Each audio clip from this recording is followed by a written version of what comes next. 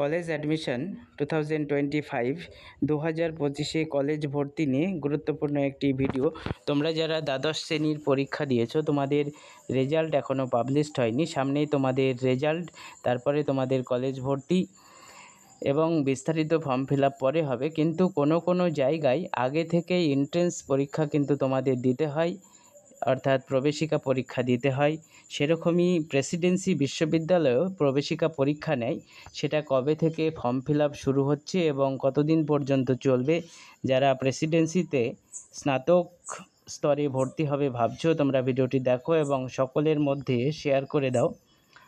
Presidency বিশ্ববিদ্যালয়ে স্নাতকে ভর্তির জন্য প্রবেশিকা পরীক্ষার ফর্ম ফিল আপ কিন্তু অলরেডি শুরু হয়ে গেছে।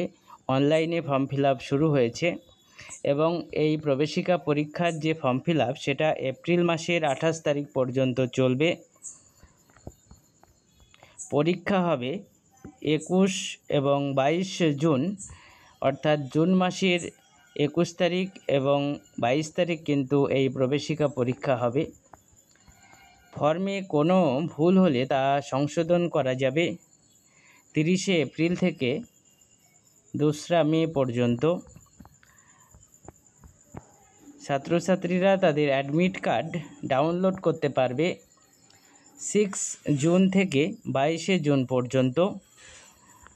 যারা দ্বাদশ শ্রেণীর পরীক্ষা দিয়েছো এবং যারা প্রেসিডেন্সিতে কলেজে ভর্তি হবে বলে ভাবছো, তোমরা ভিডিওটি দেখো এবং সকলের মধ্যে শেয়ার করে দাও। খুবই গুরুত্বপূর্ণ একটি ভিডিও।